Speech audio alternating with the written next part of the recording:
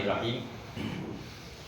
دیکھو بھائی، شب جمعہ ہے، نبی کریم صلی اللہ علیہ وسلم کا پاک ارشاد ہے کہ جس نے جمعہ کے دن سورہ کہف پڑھی اس ہفتے میں آنے والے ہر فتنے سے اللہ پاک حفاظت کرے گا۔ تقریباً ہر جمعرات کو ہمیں یاد دلایا جاتا ہے، اس لیے کہ بہت زیادہ ضروری ہے۔ فتنوں کا زمانہ ہے میرے بھائیوں۔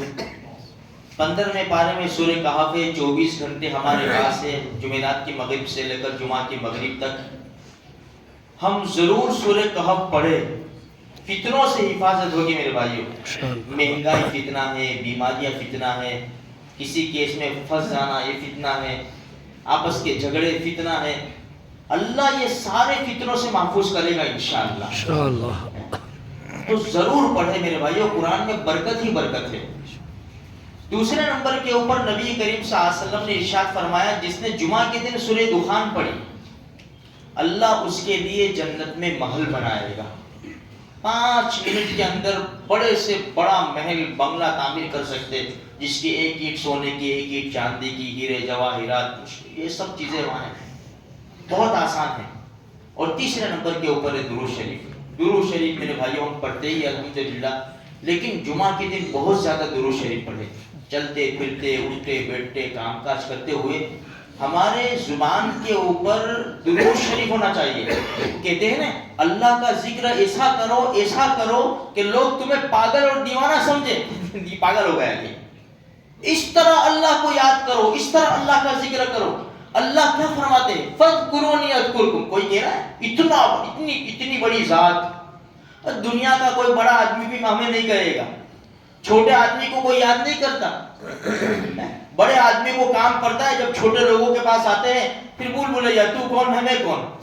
اللہ سے بڑی ذات کس کی ہوگی؟ اللہ اکبر۔ اللہ کہہ رہا ہے فَاذْكُرُونِي أَذْكُرْكُمْ، تم مجھے یاد کرو، یعنی میری عبادت کے ذریعے تم مجھے یاد کرو، اذکرکم، میں اپنی نعمتوں کے ذریعے تمہیں یاد کروں گا۔ اب کیا چاہیے میرے بھائی؟ اس لیے خوب اللہ کا ذکر کرو، خوب قرآن کریم کی تلاوت کرو۔ دیکھو عبداللہ ابن مسعود رضی اللہ تعالیٰ عنہ جب کسی کو ایک آیت قرآن کی سکھاتے ہیں نا تو کیا فرماتے ہیں؟ بھائی جب سورج نکلتا ہے نا، سورج کی کرن جتنی چیزوں کے اوپر پڑتی ہے نا وہ سب سے بہتر یہ آیت ہے۔ پھر ایک روایت میں ہے جب صبح ہوتی نا تو عبداللہ ابن مسعود رضی اللہ تعالیٰ کے گھر لوگ آ جاتے قرآن پڑھنے، تو کھڑے ہو جاتے، فرمایا اپنی اپنی جگہ پہ بیٹھ جاؤ، پھر کھڑے ہو کر چلو بھائی تم کون سی سورت پہ پہنچے ہو تو وہ آیت پڑھتا۔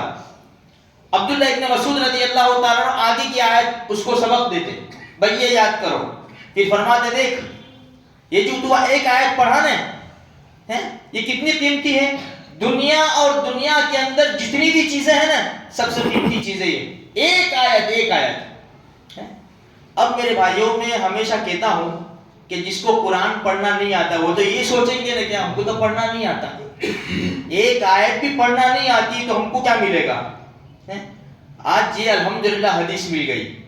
عبداللہ ابن مسعود رضی اللہ تعالیٰ عنہ فرماتے ہیں کہ جس کو پڑھنا نہیں آتا خالی ایک آیت جس پرچے کے اوپر لکھی ہوئی ہو، جس کاغذ کے اوپر ایک آیت اللہ کے قرآن کی لکھی ہوئی ہو، وہ اس نے صرف دیکھی تو اس کو دنیا اور دنیا کے اندر جتنی بھی چیزیں ہیں اس سے زیادہ یہ قیمتی چیز ہے۔ اب اندازہ لگاؤ میرے بھائیوں، جس کو پڑھنا نہیں آتا وہ قرآن ہاتھ میں لیتے ہی نہیں، وہ قرآن خالی کھول کر دیکھ لینا، یہ بھی دنیا اور دنیا میں جتنی بھی ساری چیزیں ہیں وہ سب سے بہتر ہے۔ ہم کیا سمجھتے دنیا کی قیمت کون؟ ایک زمین کے ٹکڑے کی قیمت کتنی ہے؟ زمین میں کتنے خزانے ہیں، پیٹرول، ڈیزل، سونا، چاندی، ہیرے جواہرات، گیس، کوبر، کتنے خزانے اللہ نے چھپا کے رکھے ہیں۔ یہ سب کی قیمت اگر لگائی جائے کہاں کون سا اماؤنٹ بنے گا میرے بھائیوں؟ ایک اللہ کے قرآن کی آیت، ایک آیت یہ سب چیزوں سے بہتر ہے۔ اب ایسی کتاب کو ہم نے چھوڑ رکھی ہے، اس لیے میں 3-4 دن سے ایک ہی بات کر رہا ہوں میرے بھائیوں، اللہ کے قرآن کو ہاتھ میں لو، روزانہ 2 آیتیں پڑھو یار، 2 آیتیں، خالی قرآن کھول کر دیکھو تو صحیح کہ یہ اللہ کا قرآن ہے۔ ہمارے مہینہ گزر جاتا ہے، ہم اللہ کا قرآن ہاتھ میں نہیں لیتے. تھوڑا اپنی ذات کے اوپر رحم کھاؤ، اپنی جان کے اوپر رحم کھاؤ.